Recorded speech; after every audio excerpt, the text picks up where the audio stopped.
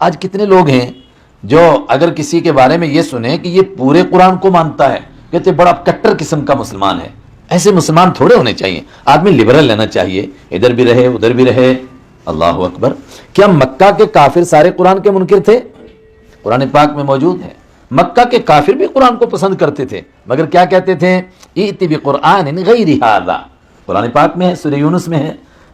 یہ قرآن بہت اچھا ہے لیکن اس میں تھوڑی کچھ ایسی باتیں ہیں جو ہمیں پسند نہیں ہیں، اس لیے ایت بقرآن غیر ھذا، اس قرآن کے علاوہ کوئی دوسرا لے کر آ جاؤ آپ، جس میں وہ باتیں نہ ہوں جو ہم کو حلق سے نہیں اترتی ہیں۔ اور وہ کون سی باتیں؟ خاص طور سے جو ان کے دماغ میں باتیں بیٹھی ہوئی تھی دین کے تعلق سے، ان باتوں کا جو قرآن نے انکار کیا، مثلا شرک کا مسئلہ۔ اور شرک کا بھی کیا عجیب ان کا تصور تھا۔ آپ ذرا تصور کی دنیا میں دیکھیں، مسلمانوں میں کتنی بڑی تعداد ہے آج کلمہ پڑھنے والوں کی، جن کے ایمان کا لیول یہی ہے جو مکہ کے مشرکین کا ہے۔ مکہ کے مشرکین کیا خدا کی ذات کے منکر تھے؟ بولیے، ان میں سے کوئی ایک بھی ایسا بندہ ہو جو کہے کہ خدا ہے ہی نہیں؟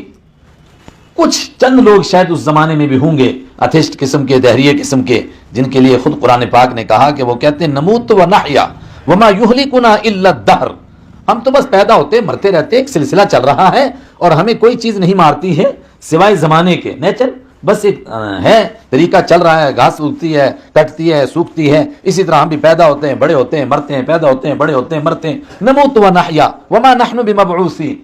لیکن بھاری تعداد ان کی کیسی ہے؟ ما نعبدهم الا ليقربونا الى الله زلفا، ہم ان میں سے کسی کو خدا نہیں مانتے۔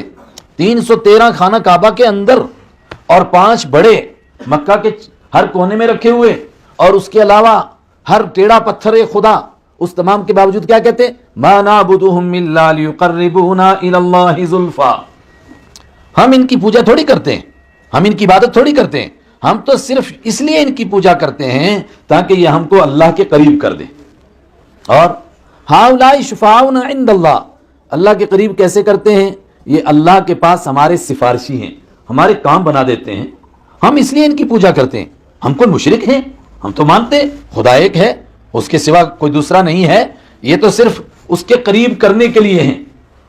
یہ وہ سوچ تھی جو قرآن پاک نے پیش کی، فرمایا نہ، مخلصین لہ الدین قل امرت ربی، فرما دیجئے میرے رب نے مجھے حکم دے دیا ہے ان نعبد اللہ، میں اس کی عبادت کروں، مخلصین لہ الدین، عبادت کو اس کے لیے خالص کر کے، بالکل خالص، اس میں بالکل ملاوٹ نہیں، اگر ذرا سی بھی ملاوٹ ہوگی اللہ کے ہم قابل قبول نہیں ہے وہ عبادت۔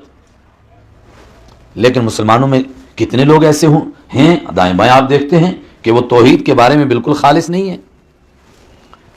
آگے بڑھیے، میں نے عرض کیا کہ ایمان کے فکر کرنے کی ضرورت ہے۔ یہ تو میں نے چند منفی باتیں بتائیں کہ اس کے باوجود بھی لوگ کہتے ہیں بالکل ایمان پکا ہے۔ افتؤمنون ببعض الكتاب وتکفرون ببعض فما جزاء من يفعل ذلك الا خزي في الحياة الدنيا وفي الآخرة ويوم القيامة يردون الى اشد العذاب، کیا سزا ہوگی ایسے لوگوں کی جو کچھ کتاب کو مانتے ہیں اور کچھ کتاب کو نہیں مانتے؟ مثلا عبادت کے بارے میں کہتے ہیں کہ عبادت بالکل اس طرح کریں گے جس طرح قرآن اور حدیث میں آئی ہے، لیکن جہاں تک بات ہے ہمارے آئلی قانون کی، وراثت کے قانون کی، اس میں ہم اپنی طریقے سے جو ہماری برادری کا رواج ہے اس کے مطابق ہم کریں گے۔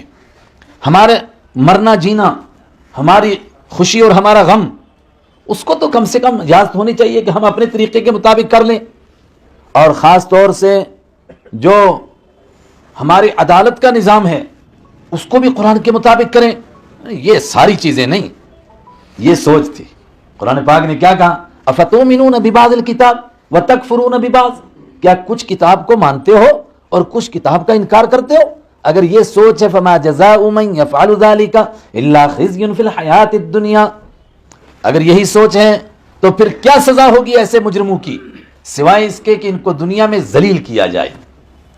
اور کتنے لوگ ہیں جو آج کہہ رہے ہیں کہ امت کی ذلت کا باعث ایک یہ ہے، اللہ کہہ چکا ہے جو کچھ کتاب کو مانے اور کچھ کو نہ مانے، اور امت کا بڑا طبقہ ایک چیز کو مان رہا ہے ایک کا انکار کر رہا ہے، اگر زبان سے انکار نہیں کر رہا ہے مگر عملی طور پر وہ اس کا انکار کر رہا ہے، اور جب یہ انکار کرے گا تو اللہ کے یہاں سے سزا دنیا میں فما جزاء من يفعل ذلك الا خزي في الحیات الدنیا، کیا سزا ہوگی ایسے لوگوں کی سوائے دنیا کی زندگی میں ایسے لوگوں کو ذلیل کیا جائے گا. وَيَوْمَ الْقِيَامَةِ يُرَدُّونَ إِلَىٰ أَشَدِّ الْعَذَابِ، اور قیامت کے دن کو بدترین اور سخت عذاب کے حوالے کیا جائے گا. کچھ کتاب کو مانتے ہو، کچھ کو نہیں مانتے. کچھ کو ماننے کے لیے تو ابو جہل بھی تیار تھا. وہ کیا کہتا تھا؟ ایتی بقرآن غیر ھذا او بدلہ، اگر پورا نہیں دوسرا لاتے ہو تھوڑا تبدیل کر دو. جن باتوں کو ہم برداشت نہیں کر رہے ہیں ان کو نکال دو قرآن میں سے. باقی عام باتیں، اخلاقی باتیں ہیں، اعمال اور کردار کی، کریکٹر کی باتیں وہ رہنے دو، بہت اچھی بات ہے، ہمیں آپ پر کوئی اعتراض نہیں ہے. اور خود